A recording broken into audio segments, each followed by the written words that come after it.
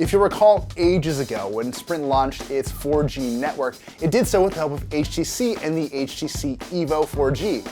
Now that it's pushing its carrier aggregated LTE for even faster data speeds, it's kind of doing the same with this, the HTC Bolt. This is going to be kind of a one-off. HTC has said it doesn't plan on making the Bolt line into this whole big affair, but we do have a fairly nice flagship device that does have a lot of similarities to a device we've already seen. So based off looks, you can tell pretty quickly that this was based on the HTC 10 design, although it has been tweaked a bit. The biggest difference is the sort of lack of a hump on the back. The HTC 10 really nestled nicely into your hand because of a gentle curve to its back. This is flat and slab-like and monolithic in a sort of hot way, especially in this cast iron gunmetal gray finish.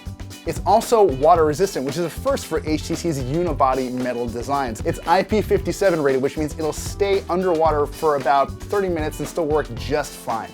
Moving on, it does have a Qualcomm Snapdragon 810 chipset, which is a bit of an odd find in a device like this. You would have thought, hey, this is 2016, this is ostensibly a flagship device, where's my 820? It's not here. We do have a chipset that was panned at least for a little while because of potential overheating problems. I haven't seen that. I haven't been playing with the phone that long though, in fairness, but it does seem to move very quickly and without the potential for overheating that the original 810 was sort of prone to. Also different is the camera.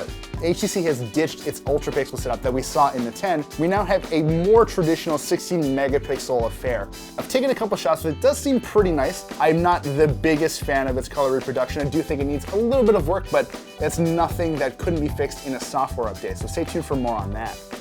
Now, the one thing you'll notice as you sort of take a tour of this device is that no, there is no headphone jack. Apple's done it, Motorola's done it, they're just gone. You do get a pretty interesting pair of earbuds in the box that does play a special trick. As you notice, it does terminate in a USB Type-C jack. Once you plug that in, it'll prompt you to start creating a personal audio profile. So that'll tune the audio coming out of the phone for your personal preferences. This is something we saw with the HTC 10 as well, but back then when you plugged in your headphones, you basically answered a couple questions and told it what you liked and what you didn't.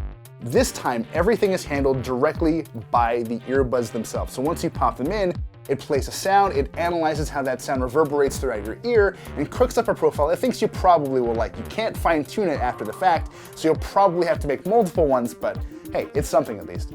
Altogether, this is a really interesting device, and it kind of harkens back to HTC and Sprint's glory days. That said, I don't love every design decision HTC has made, but then again, this is a device for a very specific audience. This is for Sprint customers who love that speed. We're going to keep playing with the HTC Bolt, but if nothing else, it really is an interesting little device. Right off the bat, it doesn't seem like the kind of phone you should switch carriers for, but hey, if you do, it'll set you back $599 and you can get one starting today.